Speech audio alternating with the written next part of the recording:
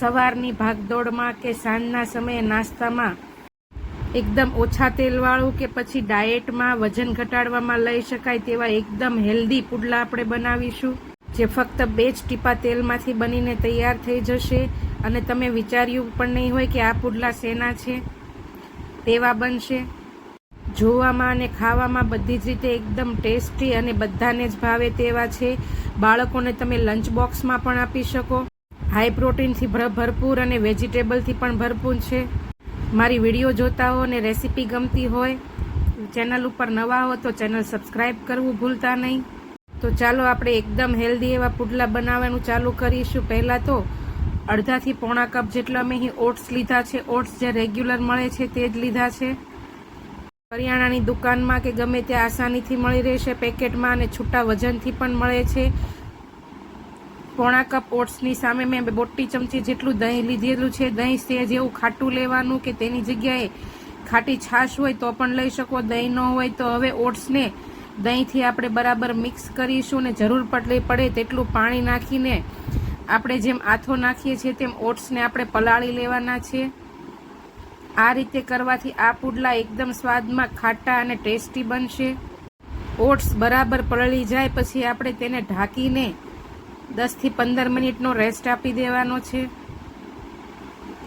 જેથી ઓટ્સ બરાબર પલળી જાય. 10 થી 15 મિનિટ જેટલો સમય થઈ જાય એટલે ખોલીને જોશો તો તમને તેમાં આથાની સુગંધ પણ આવશે. હવે મિક્સર ગ્રાઇન્ડનું મોટું જાર લઈ લઈશું અને તેમાં આપણે આ પલળેલા, તમે જુઓ તમે એકદમ સોક થઈ ગયેલા ઓટ્સ છે તે એડ કરીશું. ઓટ્સ એકદમ પલળીને ફૂલી ગયા છે. હવે આપણે તેમાં સ્વાદ પ્રમાણે બાઇન્ડિંગ માટે 2 મોટી ચમચી જેટલો બેસન એડ કરીશું, ચણાનો લોટ, જેથી જ્યારે તમે તેના પુડલા બનાવો ત્યારે વચ્ચેથી ફાટે નહીં. અને ચણામાં પ્રોટીન હોય છે તો બધી જ રીતે હેલ્ધી છે. સ્વાદ પ્રમાણે મીઠું એડ કરીશું. 2 લીલી મરચી એડ કરી છે. 1 ઇંચ જેટલો આદુનો ટુકડો અને 5 થી 6 સૂકા લસણની કળી આપણે એડ કરીશું.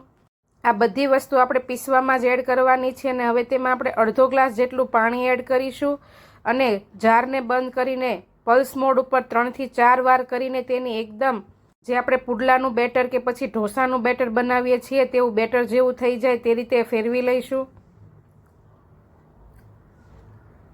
તમે જુઓ તેમ સરસ એવું પીસાઈ ગયું છે અને એકદમ બેટર જેવું જ તૈયાર થઈ ગયું છે. કન્સિસ્ટન્સી તમારે જોવી હોય તો હમણાં હું તમને જણાવીશ. આપણે મિક્સર ગ્રાઇન્ડરમાં પણ થોડું એવું પાણી નાખીને તેમાં બરાબર મિક્સ કરી દઈશું. ઓટ્સ ચીકણા હોય છે એટલે બેટર એકદમ થીક રહેશે. પાણી બરાબર મિક્સ કરીને પછી તમે ધારથી ચમચાની જોશો તો જેમ આપણે પુડલાનું બેટર આવે છે તેવું બેટર થશે. હવે ઓટ્સનું બેટર આપણું તૈયાર થઈ ગયું છે. હવે તેમાં ઘરમાં જે વેજીટેબલ હોય તેમાં તમે આવી રીતે સ્લાઇસમાં કટ કરીને કે ચોપરમાં અધકચરા ક્રશ કરીને કે ઝીણા ઝીણા ચોપ કરીને તમારી રીતે લઈ શકો. ઘરમાં મેં અહીં ડુંગળી, કેપ્સિકમ, ગાજર, કોબીજ જે હતા તે બધા જ વેજીટેબલને સ્લાઇસ કરી લીધી છે. અને હવે તે વેજીટેબલ આપણે આમાં એડ કરીશું. કોબી, ગાજર, કેપ્સિકમ અને ડુંગળી, અને 7 થી 8 મીઠા લીમડાના પાન ઝીણા સુધારીને રાખ્યા છે તે એડ કરીશું. અડધા કપ જેટલા ઝીણા સમારેલા ધાણા એડ કરીશું અને 1 ચમચી જેટલું આપણે અહીં જીરું એડ કરવાનું છે. જીરુંથી આ પુડલાનો ટેસ્ટ પણ સરસ આવશે. અડધી ચમચી જેટલી હિંગ એડ કરીશું અને 1 ચમચી જેટલું આપણે અહીં લાલ મરચું પાવડર એડ કરીશું. 2 ચપટી જેટલી હળદર એડ કરીશું જેથી પુડલાનો કલર એકદમ સરસ આવે. બધું જ બરાબર મિક્સ કરીને આપણે 1 થી 2 મિનિટ માટે તેને ફેટવાનું છે, જેથી જ્યારે પુડલા પાથરીએ ત્યારે ફટાફટ ઉથલી જાય વગર તેલે. એટલે આવી રીતે 2 મિનિટ સુધી આપણે બેટરને ફેટીશું. પહેલાં તો જો સરસ એવું આવું એકધાર થાય તેવું બેટર રાખવાનું છે, જાડું પણ નહીં ને પતલું પણ નહીં. બેટર આપણું એકદમ તૈયાર થઈ ગયું છે. હવે નોનસ્ટિક પેન કે પછી ઢોસાની લોઢી લઈ લઈશું અને મીડિયમ ગેસની ફ્લેમ ઉપર તેને ગરમ થવા દઈશું. લોઢી આપણી થોડી એવી ગરમ થઈ જાય એટલે આપણે ઓઇલથી તેને આવી રીતે બ્રશ કરીશું અને બેટર આપણે જોઈ તે પ્રમાણે જવડી સાઇઝના પ્રમાણે બનાવવા હોય તે પ્રમાણે એડ કરીશું. મેં અહીં ચમચાના માપથી 2 ચમચા બેટર લીધું છે અને હળવા હાથે આવી રીતે તેને રાઉન્ડ શેપમાં આપણે પાથરી દઈશું. પુડલું પથરાઈ જાય આપણે ગેસની ફ્લેમને લો જ રાખવાની છે. ઉપર એકદમ ડ્રાય થઈ જાય પછી આવી રીતે આપણે તેલથી ફરી પાછું બ્રશ કરીશું, જેથી ફટાફટ ઉઠલી જાય. હવે નીચેથી આવી રીતે પલટાવીને બંને બાજુ આપણે આવું ગોલ્ડન થઈ જાય ત્યાં સુધી શેકી લેવાનું છે. તો ઓટ્સનું પુડલું આપણું તૈયાર થઈ ગયું છે. તમે જુઓ તેમ જોવામાં ખબર પણ નહીં પડે આ પુડલા શેના છે. બાળકોને લંચ બોક્સમાં વજન ઘટાડતા હોય તો લંચ કે ડિનરમાં સવારમાં બ્રેકફાસ્ટમાં પણ બનાવી શકો. એકદમ ઓછા તેલમાં બનશે. પ્રોટીન અને વિટામિનથી ભરપૂર છે.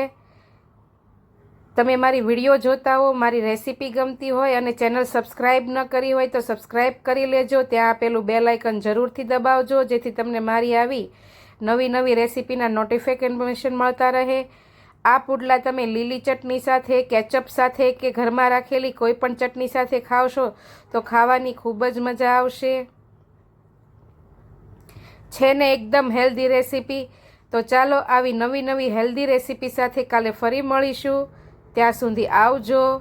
જય શ્રી કૃષ્ણ. અને તમે બીજી કોઈ હેલ્ધી ડાયટ રેસીપી જાણવા માગતા હો તો મને કોમેન્ટમાં જરૂરથી બતાવજો.